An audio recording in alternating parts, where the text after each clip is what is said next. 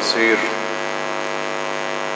ما شاء الله لا حول ولا قوة إلا بالله العلي العظيم رب اشرح لي صدري ويسر لي أمري واحلل عقدة من لساني يفقهوا قولي أعوذ بالله من الشيطان اللعين الرجيم بسم الله الرحمن الرحيم وبه نستعين وهو خير الناصر ومعين الحمد لله رب العالمين بارئ الخلائق أجمعين الصلاة والسلام على أشرف الأنبياء والمرسلين وآله الطيبين الطاهرين المعصومين سيما بقية الله في الأرضين روحي وأرواح العالمين لتراب مقدمه الفداء الحجة القائم المهدي الذي ببقائه بقية الدنيا وبيمنه رزق الورى وبوجوده ثبتت الأرض والسماء أما بعد قال رسول الله صلى الله عليه وآله وسلم إن الحسين مصباح الهدى وسفينة النجاة برحمد والے محمد صلوات پڑھیے۔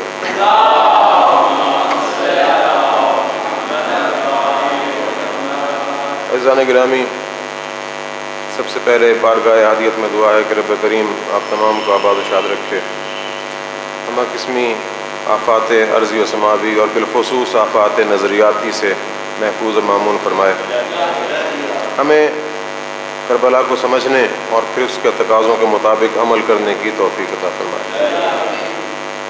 یہ 4 روزہ سلسلہ جو یہاں آپ کے سامنے گفتگو کا پیش کیا گیا، آج اس کا ایک آخری حصہ، لیکن یہ بات ذہن میں رہے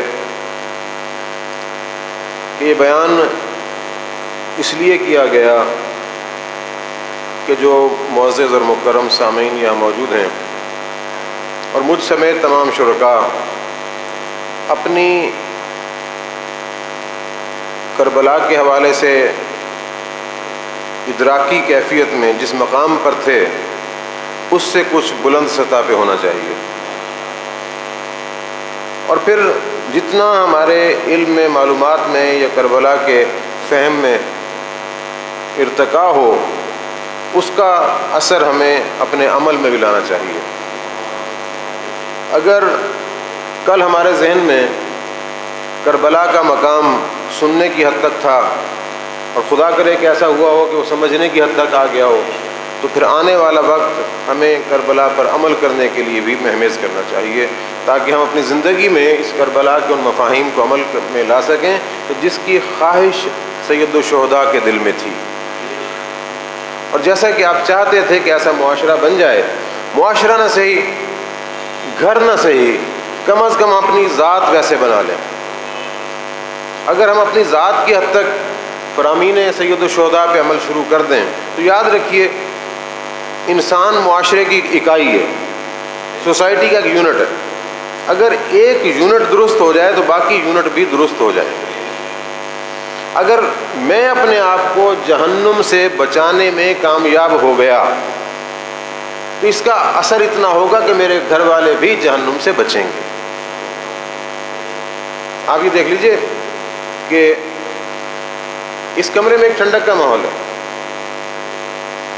اگر یہ ٹھنڈک کافی دیر مسلسل یہاں رہے تو باہر کوئی شخص اگر اس دیوار سے ٹیک لگا کے بیٹھے گا تو اس کی خنکی محسوس کرے گا، حالانکہ باہر ٹھنڈک کا ماحول نہیں ہے، لیکن دیوار سے نفوذ کر کے یہ ٹھنڈک اس تک پہنچے گی، اسے یہ احساس ہوگا کہ اندر ٹھنڈا ماحول ہے، باہر ٹھنڈا ماحول۔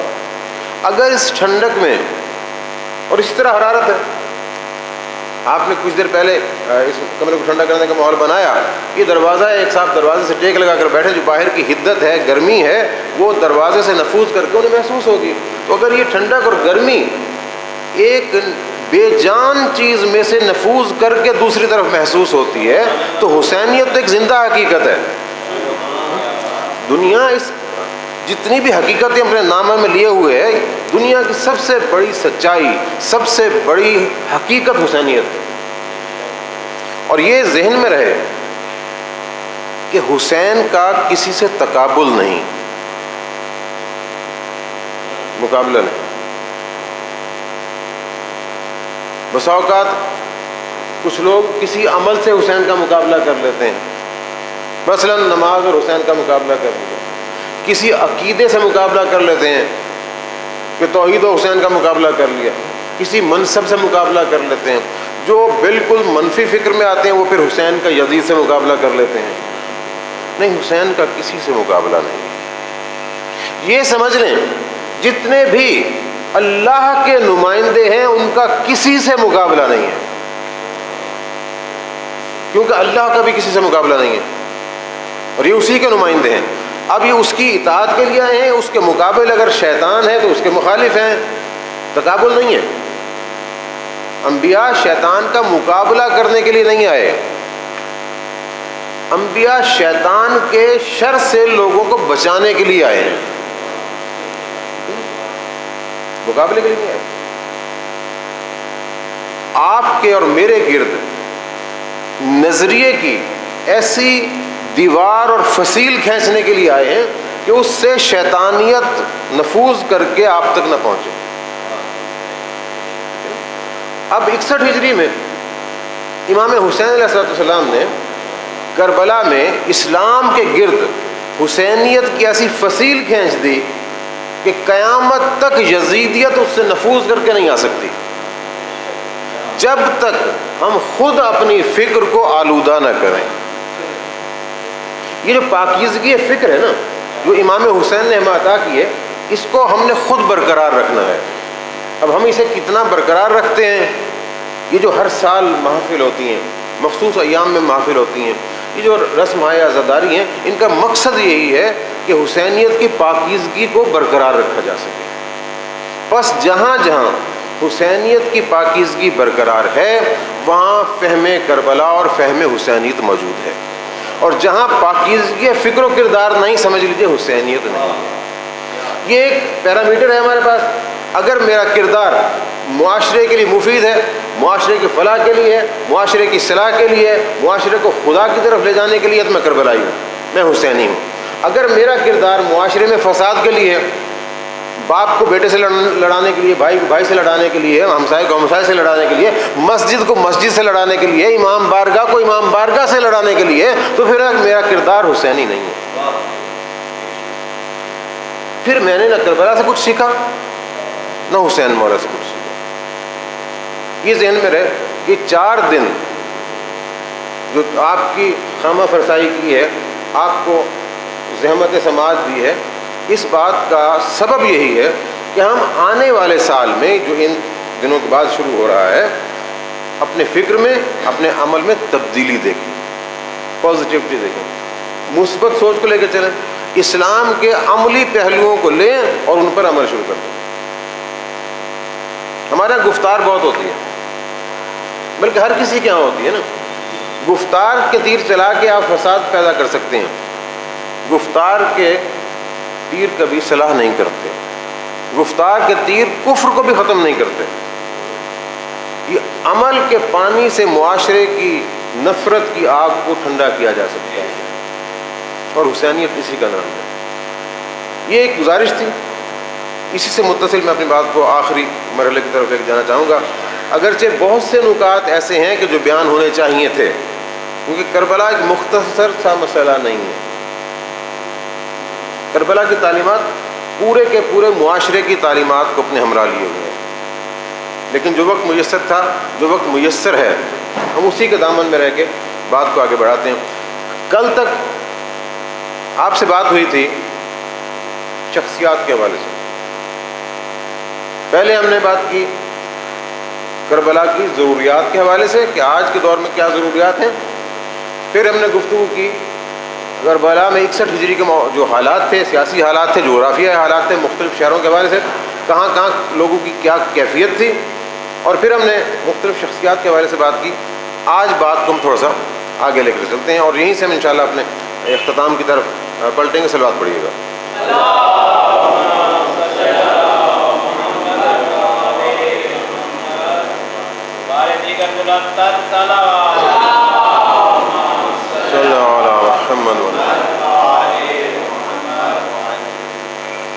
امام حسین علیہ السلام مدینہ سے نکلتے وقت مختلف لوگوں سے ملے، مکہ میں آپ سے آ کر مختلف لوگ ملے، جو گفتگویں ہوئیں امام نے ہر شخص کو اس کے معیار کے مطابق جواب دیا، اور کسی شخص کو دیے گئے جواب کا کسی دوسرے شخص کے ساتھ جواب میں تضاد نہیں تھا، الفاظ مختلف تھے، تضاد نہیں تھا۔ ایک جملہ جو ہر شخص نے بیان کیا کہ جب روکا گیا امام کو کہ دیکھیں آپ کے جد کی احادیث بھی ہیں، حالات بھی ایسے ہیں کہ آپ نہ جائیں، جائیں گے تو آپ قتل کر دیے جائیں گے، تو آپ نے جو جوابات دیے تھے وہ میں پرسوں میں نے بیان کیے تھے کہ وہ جواب، جن میں ایک جملہ تھا کہ ان اللہ شاء یرا قتیلا، کہ اللہ چاہتا ہے کہ مجھے اپنی راہ میں مقتول دیکھے۔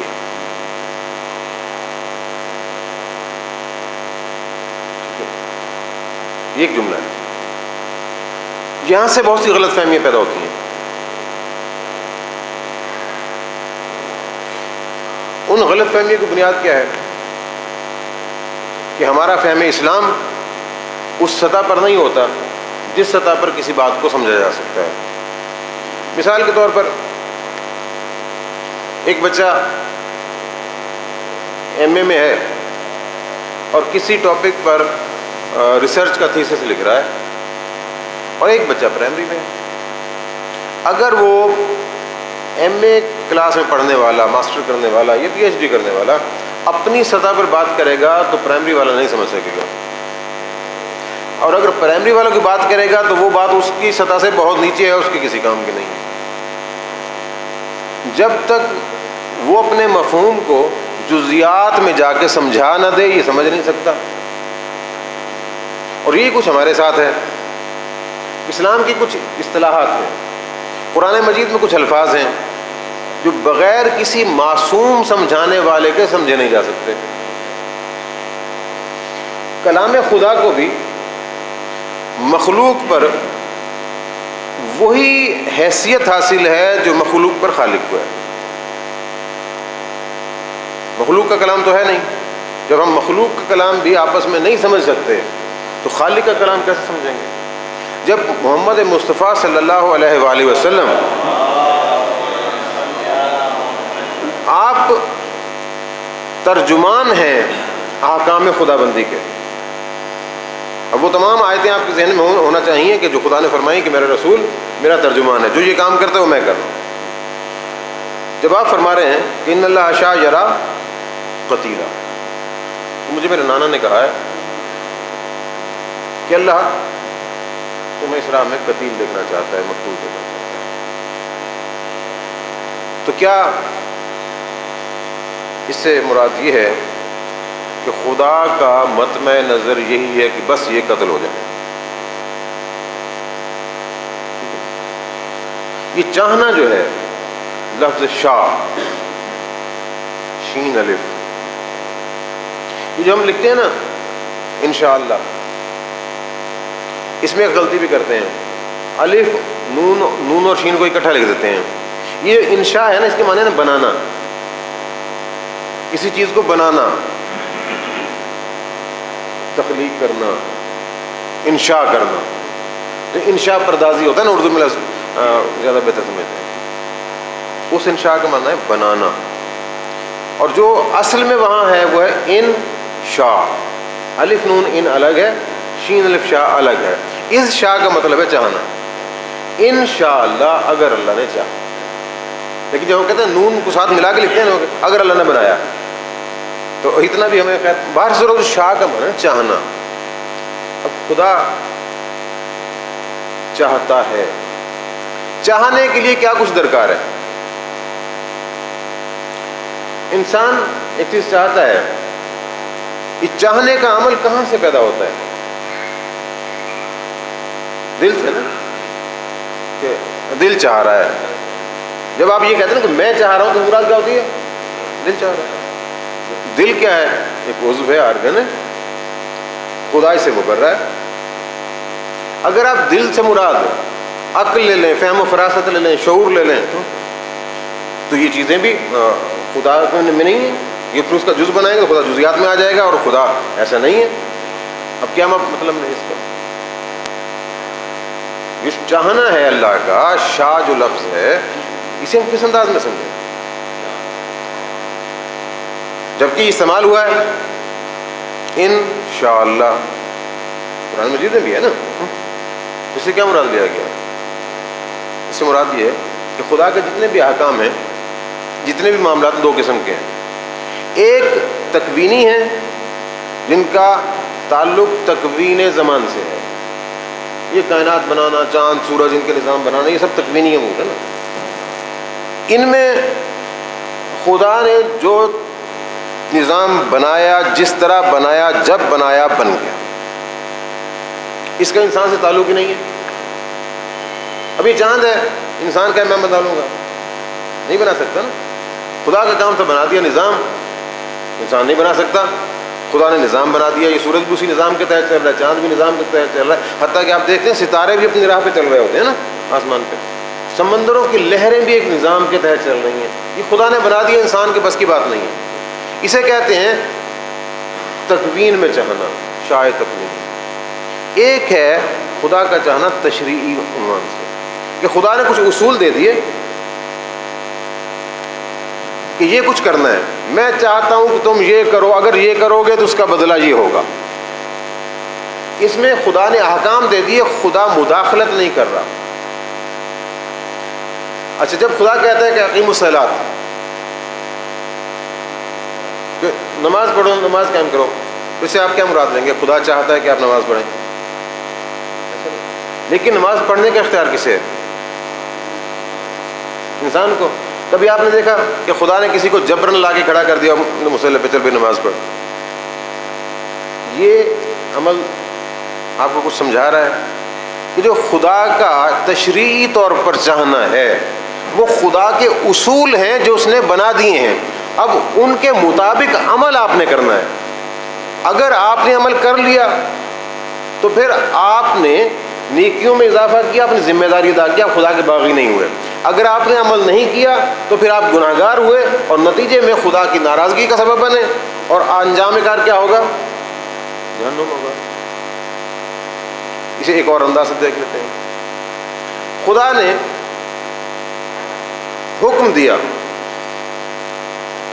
کہ وَلْتَكُنْ أُمَّةً يَدْعُونَ إِلَى الْخَيْرِ، تمہارے درمیان ایک ایسا گروہ ہونا چاہیے جو خیر کی طرف بلائے. کیا کرے وہ؟ یأمرون بالمعروف وینہون عن المنکر. وہ کام یہ کرے کہ وہ امر کرے، حکم کرے معروف کا، اچھائیوں کا، بھلائیوں کا، نیکیوں کا، اور روک دے برائیوں سے. جب خدا نے حکم نافذ کیا تو اس مراد خدا چاہتا ہے کہ معاشرے سے برائیوں کو روکا جائے اور بھلائیوں کو پھیلایا جائے. اب یہ پھیلانا کس نے؟ ہم نے پھیلانا ہے نا.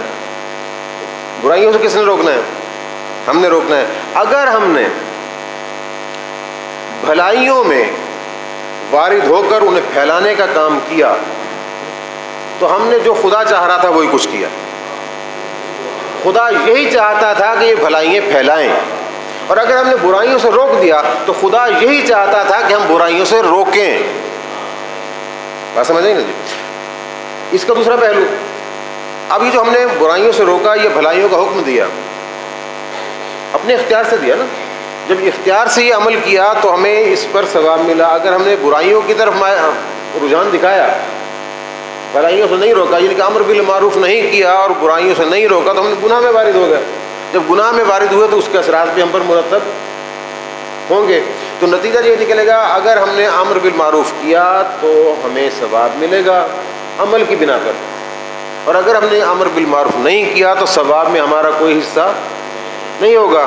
اچھا، اسی طریقے سے اگر ہم نے نہی از منکر کیا تو خدا کے چاہنے کے مطابق کام کیا، ہمیں خدا اجر دے گا، اور اگر ہم نے نہیں کیا تو پھر ہم نے خدا کے حکم کے مطابق عمل نہیں کیا، ہمیں اجر نہیں ملے گا. پیغمبر کیا فرماتے ہیں کہ جب تم کسی برائی کو ہوتا دیکھو اور قدرت رکھتے ہو تو بزور طاقت منع کرو،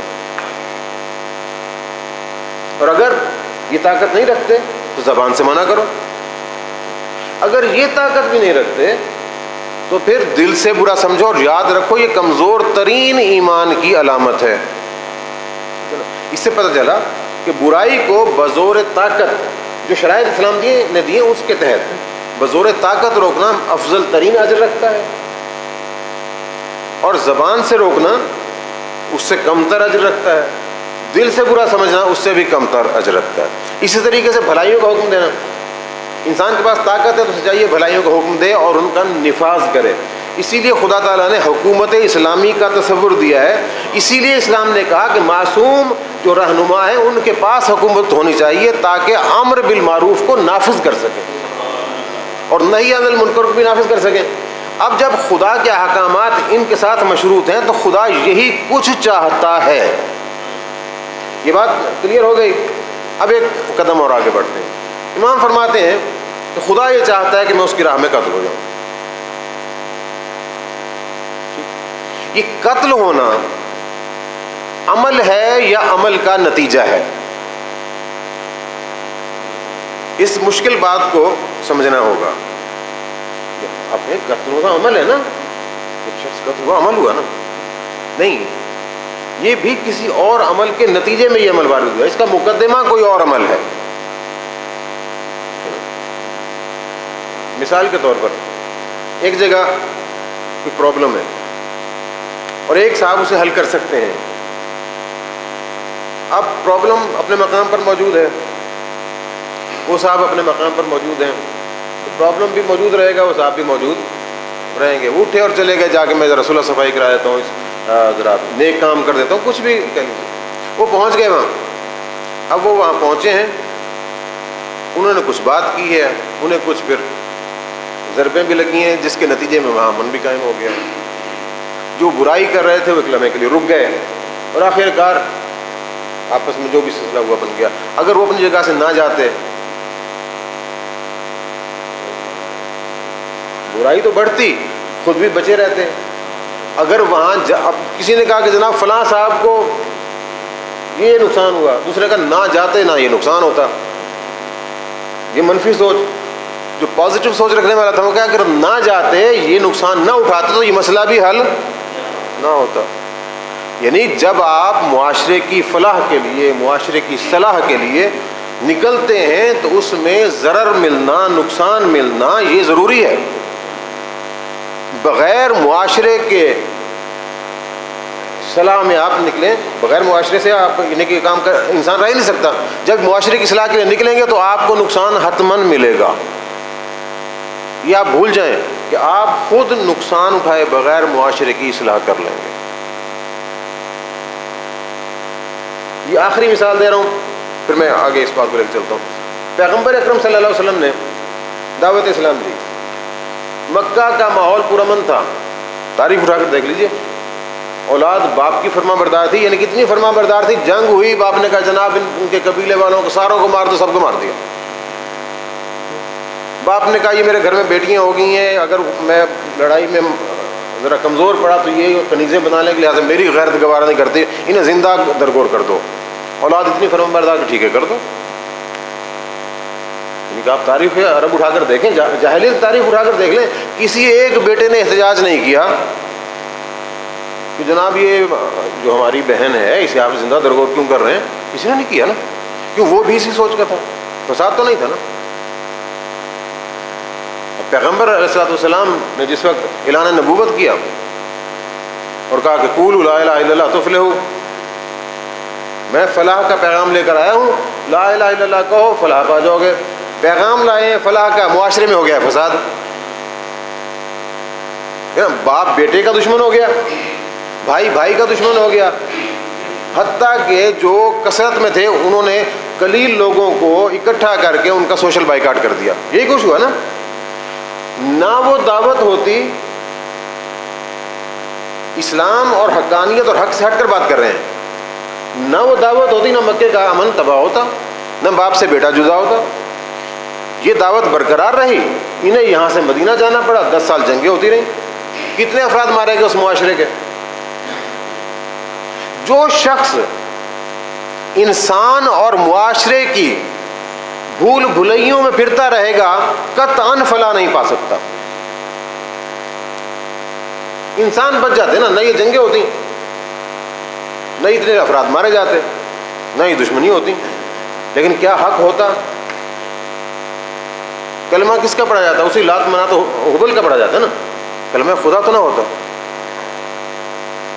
خدا کا کلمہ آیا، جتنے باطل تھے وہ نمایاں ہو گئے. اب حق نے ان کے ساتھ مقابلہ کرنا شروع کر دیا. جب مقابلہ کرنا شروع کیا تو فساد تو ہوگا نا.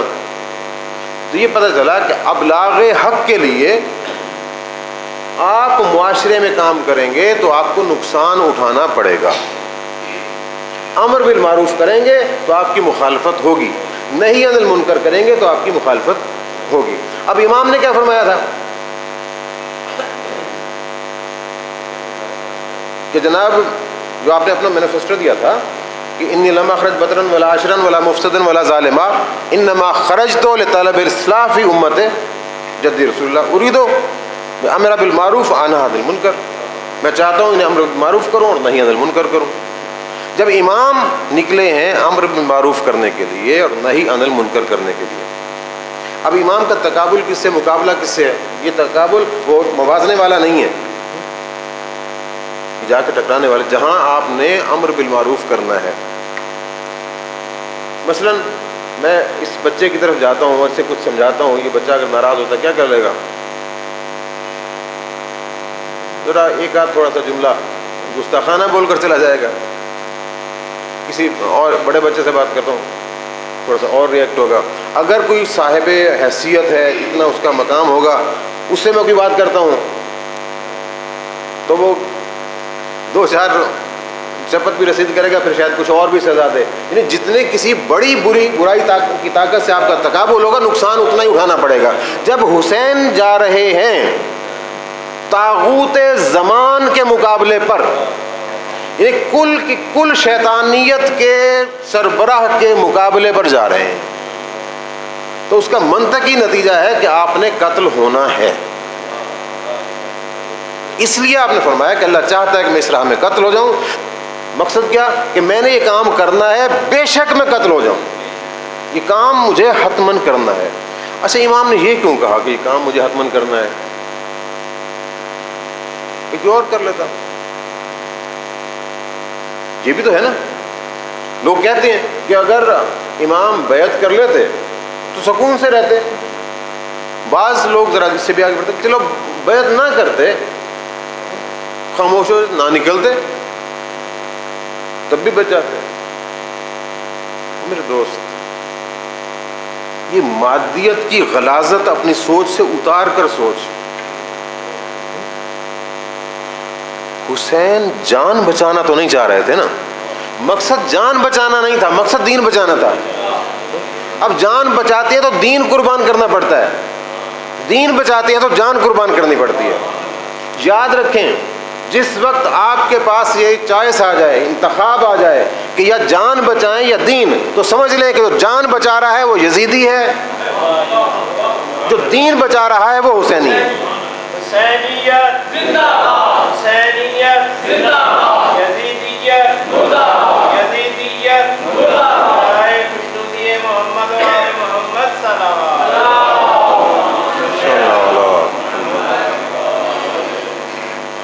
جو عمل امام حسین علیہ السلام نے کیا، جتنے بھی تاریخ کے پیرامیٹرز ہیں، جتنے بھی اسلام کے اصول ہیں، جتنے بھی اخلاقیات کے اصول ہیں، جتنے بھی سیاسیات کے اصول ہیں، جتنے بھی انسانی معاشرے کے آدم سے لے کر اس وقت تک کے اصول، اور آج میں یہ کہہ سکتا ہوں کہ قیامت تک آنے والے جتنے بھی ارتقائی مراحل ہیں، ان تمام اصولوں کو ایک جگہ جمع کر دیں اور پھر پیغمبر کی سیرت کو سامنے رکھیں، جو مجموعہ ہے 1,01,24,000 انبیاء کی سیرت کا. اس کے بعد امیر المومنین کی سیرت کو رکھیں، جناب سیدہ کی سیرت کو رکھیں، امام حسن علیہ السلام کی سیرت کو رکھ دیں، اور امام حسین علیہ السلام کی سیرت کو رکھ دیں. اب آپ آج کے سائنسی دور میں تجزیہ کریں ان تمام سیرتوں کا، کہیں بھی عمل کا انداز دیکھیں گے مختلف ہو سکتا ہے، عمل کا مقصد مختلف نہیں ہے۔ اسی لیے ہم کہتے ہیں کہ اگر اس دور میں 61 ہجری کے دور میں اگر رسول اللہ ہوتے تو وہ بھی یہی کچھ کرتے جو مولا حسین نے کیا، اور اگر مولا علی ہوتے تو وہ بھی یہی کچھ کرتے، اور اگر مولا علی کے زمانے میں امام حسین ہوتا تو یہ بھی وہی کرتے جو مولا علی نے کیا تھا۔ کیوں؟ شفافیت فکر تھی، کنسیپٹ کلیئر تھا، نظریہ واضح تھا، ان کے سامنے منزل خوشنودی خدا تھی کہ جس وقت خدا کا تصور انسان کے ذہن میں واضح ہو جائے اور اس کی خواہش بجز خدا کے چاہنے کے اور کچھ نہ ہو، پھر وہ کبھی خطرات کو اپنے سامنے نہیں دیکھتا، وہ خطرات اس کی کسی خاطر میں نہیں آتے، اور پھر وہ چلتا ہے اسی انداز سے کہ جیسے رسولوں کا انداز ہے۔ اب کیا دیکھتے ہیں رسولوں کا انداز کیا ہے؟ شیخ الانبیاء جناب ابراہیم بیت المقدس شام سے نکلا، فلسطین سے۔ فیملی میں کتنے افراد تھے؟ ایک زوجہ، ایک بچہ، ایک خود نکل آئے، مکہ پہنچ گئے، اولاد کو بٹھا دیا، خدا سے کہہ دیا کہ اللہ میں وادی غیر ذی زرع میں اپنے اولاد کو چھوڑے جا رہا ہوں، بس تیرے گھر کے نا کنارے میں، تو انہیں ثمرات سے رزق بھی دے، انہیں امن بھی دے۔ چلے گئے، اولاد کو قرب خدا میں قربان کر کے خود چلے گئے۔ آئے تھے اپنی اولاد کے ساتھ، کوئی غیر آیا تھا؟ آگے چلے گئے۔ جناب موسیٰ فرعون کے ساتھ تقابل، فرعون نے کہا ان کے تمام بچوں کو جو لڑکے ہیں قتل کرتے رہو،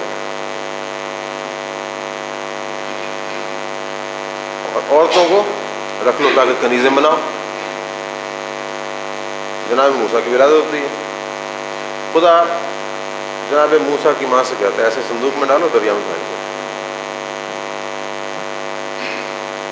اب دریا کے کنارے سے لے کر فرعون کے محل تک جو دریا کے کنارے ہی تھا، وہی فاصلہ موسیٰ نے بغیر ماں کے طے کیا۔ بہن دیکھتی رہی، صندوق کنارے لگا، فرعون کی زوجہ نے اٹھایا، اس نے کہا کہ اگر اسے ہم بیٹا بنا لیں تو ہماری آنکھوں کی ٹھنڈک بنے گا۔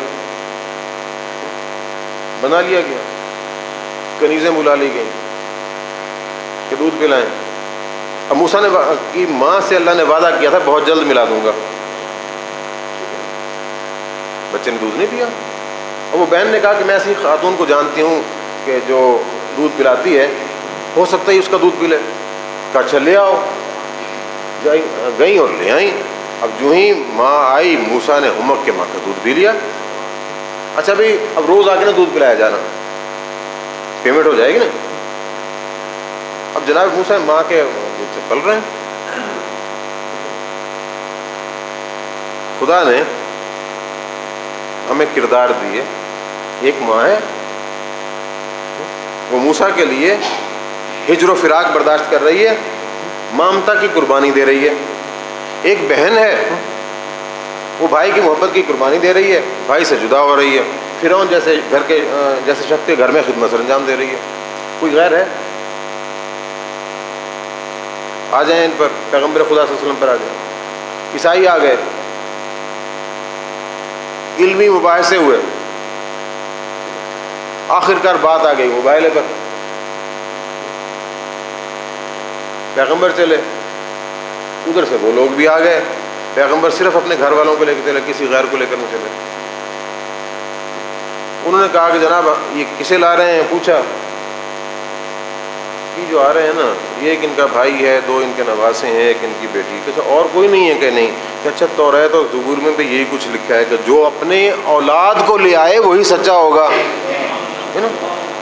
پتہ چلا کہ سیرت مصطفیٰ، سیرت انبیاء، سیرت صلحاء یہی ہے کہ جب کسی نیکی کے کام میں نکلتے ہیں تو اپنی اولاد کو ساتھ لے کر جاتے ہیں۔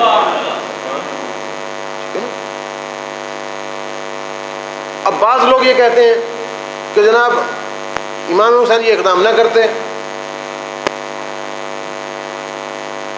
آخر بعد میں بھی تو طاغوت رہے،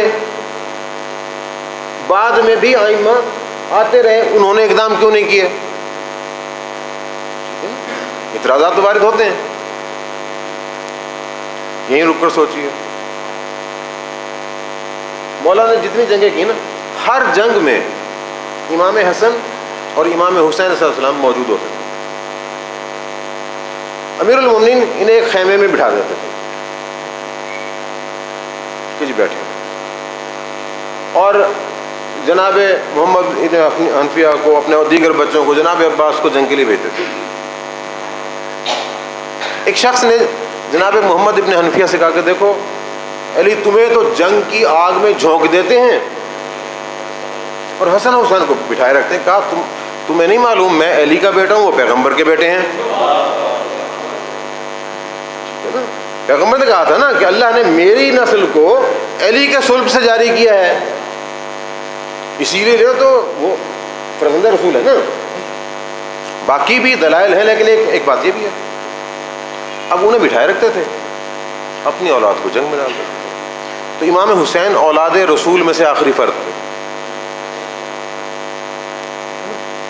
اولاد رسول میں سے آخری فرد تھے امام حسین۔ اب جب دین خدا پر حرف آ رہا ہے تو جو ذمہ داری اولاد کی بنتی ہے کسی اور کی نہیں بنتی۔ ہر نبی باطل کے مقابلے میں اپنے گھر والوں کو لے کر آیا ہے، پیغمبر بھی گھر والوں کو لے کر آتے تھے۔ اب گھر والوں میں سے ایک فرد بچ گیا۔ دیکھیں آپ کسی پروگرام میں جاتے ہیں نا، آپ کو دعوت نامہ ملا، کہیں مثال کے طور پر چہلم میں جانے کا، کسی سوئم میں کا، یہ شادی کچھ بھی ہو، تو گھر کی نمائندگی کون کرتا ہے؟ ایک فرد جو اس گھر کا فرد ہو۔ آپ ہمسائے کو نہیں بھیجتے کہ جا رہے ہو میری نمائندگی بھی کر دینا، اسے کوئی نمائندگی نہیں مانتا۔ اگر آپ کے گھر میں سے کوئی ایک آ گیا تو کہتے ہیں فلاں گھر کے گھر سے بھی آئے تھے۔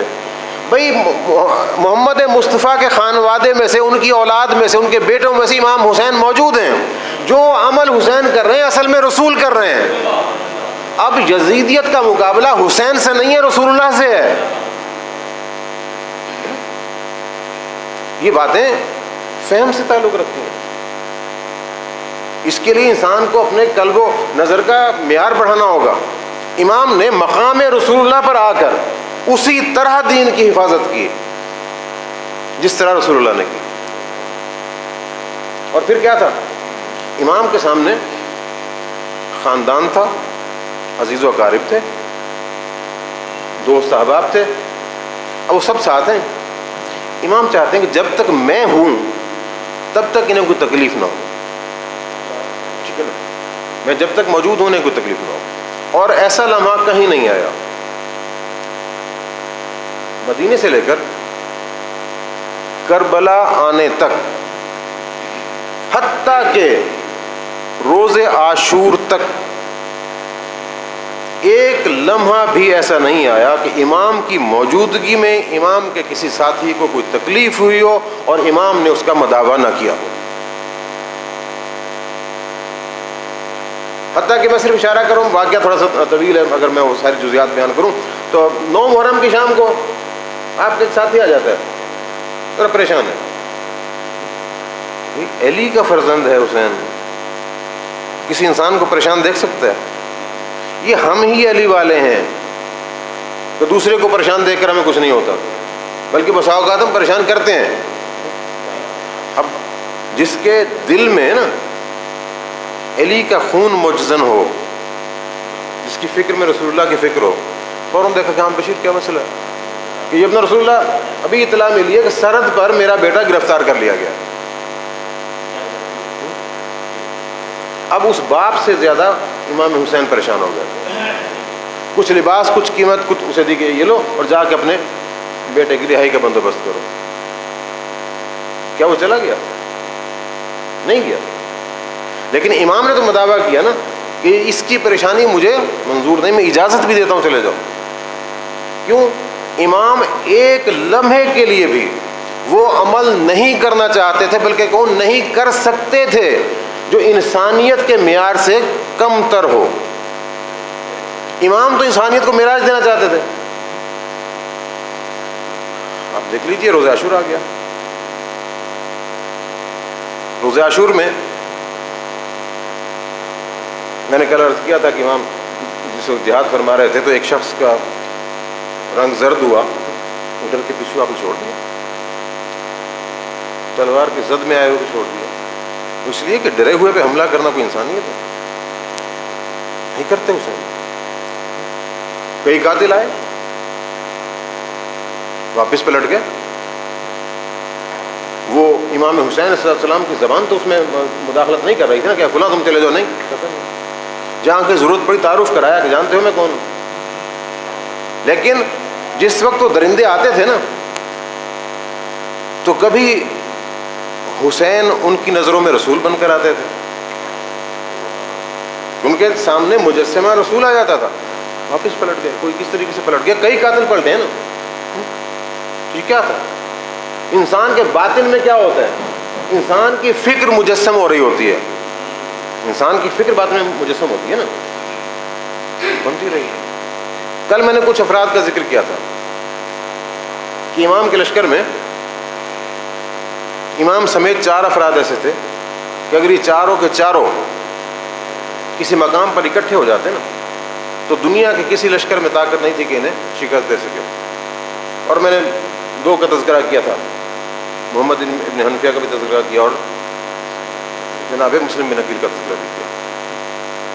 تیسری شخصیت جناب عباس، امیر المومنین صلی اللہ علیہ وسلم ان کی تربیت کرنے والے۔ کبھی ہم نے جناب عباس کی شخصیت کے مختلف پہلو دیکھے نہیں۔ انہیں فقیہ اہل بیت کہا جاتا تھا۔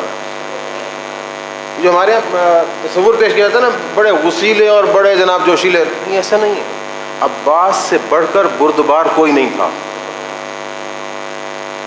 ان سے بڑھ کر حکیم و دانا کوئی نہیں تھا، اسلام شناس کوئی نہیں تھا۔ جس کی تربیت علی نے کی ہو، آپ کیا سمجھتے ہیں اوصاف علی کا مالک نہیں ہوگا؟ یہ تو آپ کے علم میں ہے نا کہ جناب عقیل امیر المومنین صلی اللہ علیہ وسلم کے بڑے بھائی 10 سال بڑے تھے، یہ عرب کے خاندانوں کے بارے میں معلومات رکھتے تھے، علم الانساب کے ماہر تھے۔ اب مولا علی نے خود بلاتے ہیں، بھائی عقیل ایسے کرو، کوئی بہادر ترین خاندان تلاش کرو، میں چاہتا ہوں کہ اس خاندان میں شادی کروں تاکہ اس سے اللہ مجھے ایسا فرزند دے جو اس خاندان کی بھی اور میری بہادری کا بھی وارث ہو۔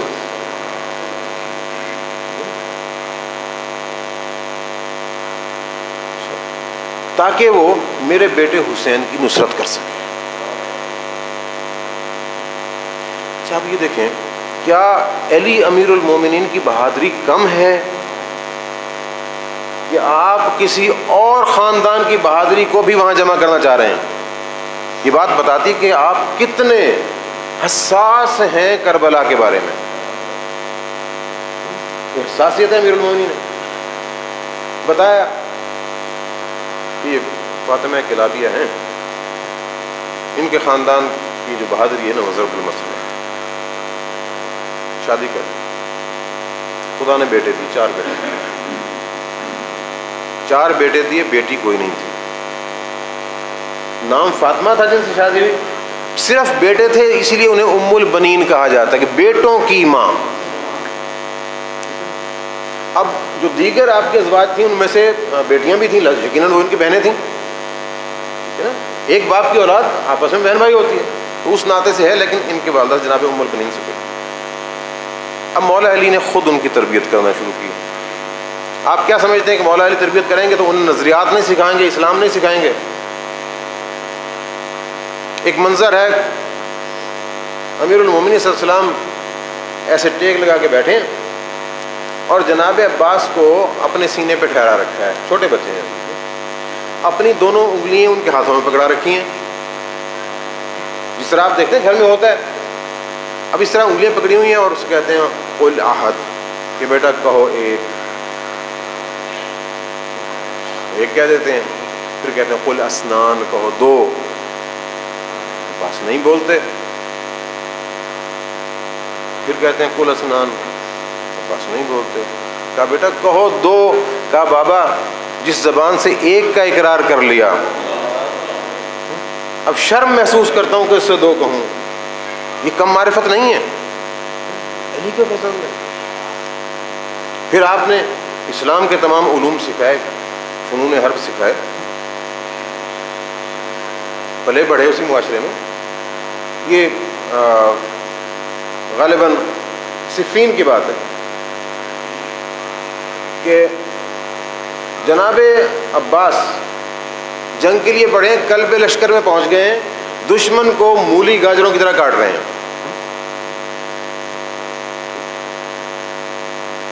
اور یہ کئی مرتبہ ہوا، جیسے میں نے کل بیان کیا تھا نا کہ لوگ آ گئے امیر المومنین کے پاس، جی مولا آپ یہاں، ہم تو سمجھے آپ وہاں جنگ کر رہے تھے. اب بھی ایسا ہوا. آپ نے کہا چلو چلتے ہیں. جب گئے ہیں تو کہا بیٹا عباس ذرا نقاب الٹ دو. علی نے اپنے بیٹوں کی تربیت اس انداز سے کی تھی کہ چہرے پہ کپڑا ڈال کے، نقاب ڈال کے جنگ کرو، تاکہ تمہارے ذہن میں یہ نہ آئے کہ کوئی تیر آ کے مجھے لگ جائے گا. سر تو خدا کو دے چکے ہو نا، سر فروش ہو رہا ہے خدا کے. کہا بیٹا یہ نقاب الٹ دو. نقاب الٹی نا تو جناب عباس تھے، بڑے دراز کرتے.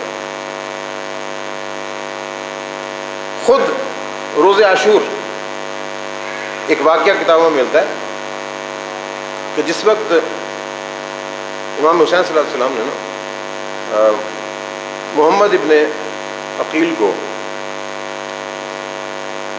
لشکر کا علم دیا، تو اب ایک جگہ ہے کہ آپ کے ایک صحابی آئے اور ایک جگہ ہے کہ جناب زہیر ابن کہنا ہے. بہرحال جو بھی ہو، وہ آئے اور کہا کہ ایسا یہ علم مجھے دے دو. ٹھیک ہے. اب دیکھیں لشکر حسینی کا فرد ہے نا، علم کیا ہے؟ علمداری ہے لشکر کی. انہوں نے کہا یہ مجھے دے دو. اس نے یہ نہیں کہا کہ میں علمدار ہوں، میں کہوں جو حسین کے لشکر میں ہے وہاں میں تو ہے نہیں. اسی وقت دے دیا. انہوں نے جناب عباس کو بلایا. جناب عباس اپنے گھوڑے پر سوار ہیں، لشکر تیار ہو چکے نا جنگ کے لیے. کہا عباس مجھے یہ معلوم ہے کہ آپ کے والد نے اپنے بھائی سے کہا تھا اور انہیں کام ذمہ لگایا تھا کہ عرب کی شجاع ترین خاتون سے میں شادی کرنا چاہتا ہوں. سارا قصہ بیان کیا اور یہ بھی کہا تھا کہ میں چاہتا ہوں کہ ایسا فرزند ہو جو کربلا میں میرے بیٹے کی نصرت کرے. آج وہ وقت آ گیا ہے.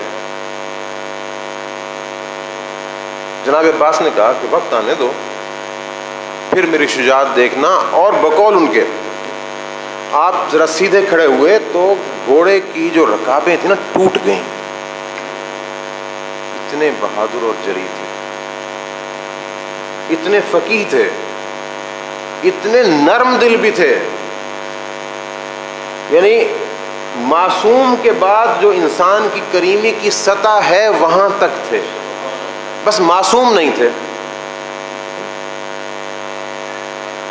امام حسین السلام کے ساتھ ہیں، مدینے سے آ رہے ہیں، مکہ سے گزر رہے ہیں، کربلا میں پہنچ گئے ہیں. امام ان سے مختلف کام لے رہے ہیں. عباس جانتے ہیں کہ ہم 4 افراد ہیں، ایک کو مدینے میں چھوڑ دیا، ایک کو کوفہ بھیجا، وہ قتل ہو گئے. اب بس یہ ہیں اور میں ہوں، میرے ذمہ انہیں بچانا ہے. بھئی عباس کے لیے تو کل کا کل دین حسین تھے نا، انہی کی حفاظت کرنی تھی. وہ سوچ رہے ہیں تدابیر. 7 محرم ہوئی، پیغام آ گیا کہ دریا سے خیمے اٹھا لیے جائیں.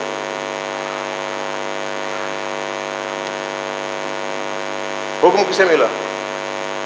کہا عباس جاؤ ان خیموں کو اکھاڑ کر دریا سے دور لگا دو. اب میں نے کہیں یہ نہیں پڑھا کہ جناب عباس نے کہا ہو کہ میں نہیں کرتا. ہاں یہ ضرور پڑھا ہے کہ جو ہی امام حسین السلام نے کہا نا کہ عباس خیمے یہاں سے اکھاڑ کر دوسری جگہ لگا دو، جملہ ختم نہیں ہوا تھا، جناب عباس کے ہاتھ خیمے کی نقاب پر تھے. خیمے کی تناب پکڑی کیوں؟ حکم ہے تو اطاعت ہے، لیکن عباس نے یہ کام لیا۔ اب جناب عباس کے بارے میں ایک اور روایت بھی ہے کہ جب پانی بند ہو گیا نا، اب عباس کے بازو میں طاقت تو ہے، وہاں تک جانے کی اجازت نہیں ہے، خیام کے گرد بہت سے مقامات پر انہوں نے کنویں کھودنا شروع کیے کہ جو طاقت وہاں لگانی ہے نا، جہاں طاقت لگاؤں اور کنویں کھودوں شاید پانی مل جائے۔ صحرا میں پانی کا روزے تاسوعا آ گیا، 9 محرم، سال کے پہلے 9ویں دن کو تاسوعا کہتے ہیں اور پہلے 10ویں دن کو عاشورہ کہتے ہیں۔ کسی اور مہینے کے 10ویں دن کو عاشورہ نہیں کہتے، سال کے پہلے 10ویں دن کو۔ تاسوعا کی شام آ گئی، لشکر پہ لشکر آنے لگ گئے اور طے ہو گیا کہ حکم آ گیا کہ بس ابھی حملہ کر دیا جائے۔ وہ سارے جو واقعات انہیں میں ایک طرف رکھ کے آپ کو زحمت نہیں دینا چاہتا۔ امام حسین نے جناب عباس کو بلایا، لشکر حسین میں بعد از حسین بہادر ترین شخص کہا عباس جاؤ پتہ کرو کہ کیوں آئے ہیں۔ عباس گئے، جانتے تو ہیں نا کہ بھی دشمن ہیں اور اب حملہ آور ہو رہے ہیں، ایک بہادر جانتا ہے کہ آنے والا کا ارادہ کیا ہے، لیکن حکم تھا کہ جاؤ۔ جناب عباس گئے، پوچھا کس لیے آئے ہو؟ کہا 2 چیزیں ہیں، یا تو بیعت کر لو یا جنگ۔ کہا اچھا رکو میں ابھی پیغام دے کے جاتا ہوں۔ آئے پیغام دے کہ مولا اس لیے آئے؟ اچھا جاؤ 1 رات کی مہلت لے لو۔ بہت مشکل ہے کسی بہادر شخص کے لیے کسی سے مہلت مانگنا،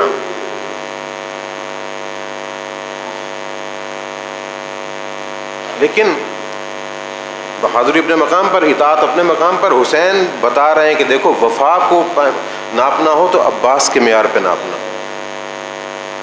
گئے، کہا میرے آقا کہتے ہیں کہ 1 رات کی مہلت دے دو۔ بہت سی باتیں ہوئی، آخر کار مہلت ملی، آ گئے۔ رات جس انداز سے گزری تاریخ آپ کو بتاتی ہے اور آپ ہر مرتبہ سنتے ہیں، وہ شب عاشور گزر گئی، صبح عاشور آ گئی۔ عباس اب تیار ہیں کہ جنگ ہوگی، میں جنگ کروں گا۔ میدان جنگ لگا، علمداری بھی مل گئی، جنگ کے لیے جانا چاہتے ہیں۔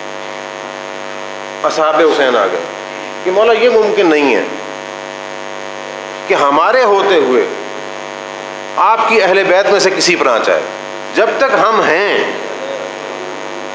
ان میں سے کوئی نہیں جائے گا۔ انصار بھی ختم ہو گئے۔ اس کے بعد جتنے بھی بنو ہاشم تھے انہوں نے قربانیاں دی، آخری فرد بچ گئے 2، ایک حسین اور ایک حسین کے لشکر کے علمدار۔ لشکر کہیں نہیں ہے۔ اب عباس آ گئے، کہا مولا عزیزوں کی موت نے دل تنگ کر دیا، مجھے اجازت دیجئے میں جا کے ان منافقین سے بدلہ لوں۔ کہا عباس تم تو میرے علمدار لشکر ہو۔ کہا مولا کہاں کا لشکر اور کہاں کی علمداری؟ نہیں عباس تم تو علمدار ہو۔ اتنے میں خیام سے بچوں کے رونے کی آوازیں آئیں، العطش العطش، ہائے پیاس۔ انتہائی التجا کرنے والی نظروں سے عباس نے امام حسین کی طرف دیکھا تو مولا نے فرمایا کہ اچھا ایسے کرو، جا کے پانی کی کوئی سبیل کرو۔ جناب عباس نے مشکیزہ اٹھایا، تلوار اٹھائی، علم پکڑا، اپنے گھوڑے پہ سوار ہوئے۔ مولا نے کہا نہیں عباس یہ تلوار کس لیے لے جا رہے ہو؟ یہ نیزہ لے جاؤ۔ تمام فن حرب میں یہ بات واضح ہے کہ نیزہ دفاع کے لیے استعمال ہوتا ہے، تلوار لڑنے کے لیے استعمال ہوتی ہے۔ اب ایک ہاتھ میں تلوار ہے، ایک ہاتھ میں علم ہے، عباس چلے۔ 4000 کا لشکر جو ہے حائل ہے دریا میں اور عباس کی طرف۔ اب علی کے بیٹے نے حملہ کیا، فوجیں بکھر گئیں، جا کے نہر میں گھوڑا اتار دیا۔ 3 دن کے پیاسے عباس۔ یہ تو ہم کہتے ہیں نا کہ امام حسین 3 دن کے پیاسے تھے، جناب زینب 3 دن کی پیاسی تھیں، جناب عباس 3 دن کے پیاسے تھے۔ بھائی جب پانی پہلے ہی کم تھا تو خود کم پیتے ہوں گے نا، تاکہ بچے اور مہمان پی سکیں۔ نہ معلوم کتنی پیاس تھی، دریا میں ہیں، مشکیزہ بھر لیا، ایک قطرہ آب اپنے منہ میں نہیں لگایا۔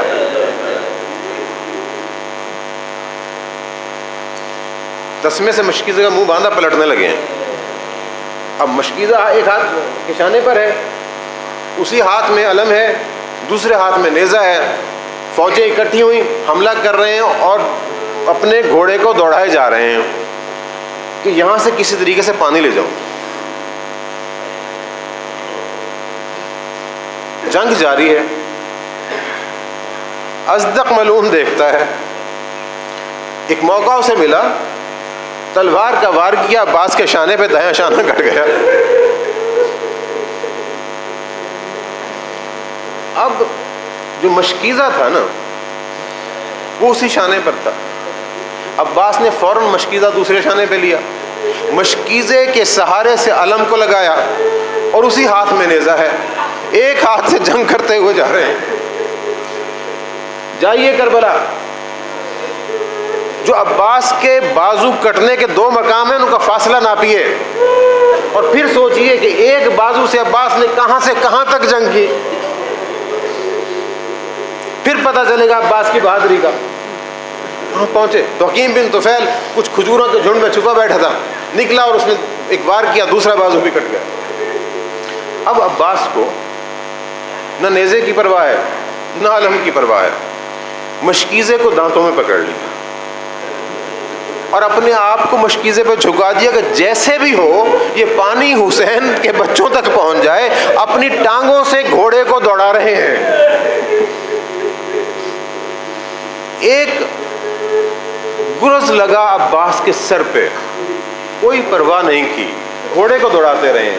ایک تیر فراٹے بھرتا ہوا آیا، مشک میں پیوست ہو گیا، پانی بہہ گیا۔ جب پانی بہہ گیا اب عباس کو اپنی پرواہ نہیں۔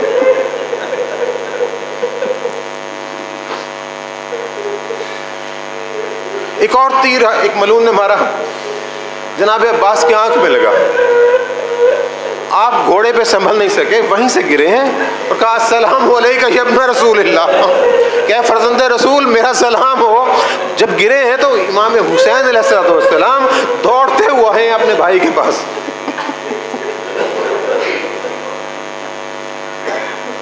آ کے جناب عباس کے سر کو اپنے شانے پہ رکھا، کہا عباس تم نے بڑی جنگ کی۔ کہا مولا ایک حسرت ہے، میں چاہتا ہوں کہ آپ کا دیدار کروں۔ ایک آنکھ میں تیر ہے، ایک میں خون ہے، جس میں خون ہے یہ خون صاف کر دیجئے۔ مولا نے اپنے رومال سے خون صاف کیا، کہا عباس کس لیے چاہتے ہو؟ مولا اب تو آپ کے پاس میں بھی نہیں۔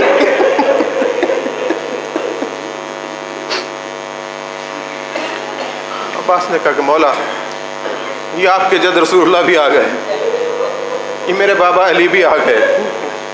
عباس کی روح اس کف سے انصری سے نکلی، حسین نے اپنی کمر پہ ہاتھ رکھا اور ایک جملہ کہا الآن انکسر ظہری، ہائے میری کمر ٹوٹ گئی۔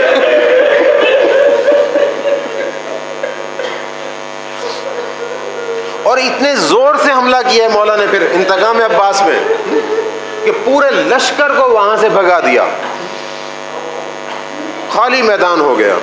امام اس خالی میدان میں ٹھہرے ہیں اور ایک گریہ کر رہے ہیں کہ تم وہ لعین ہو کہ تم نے میرے بھائی کو قتل کر دیا۔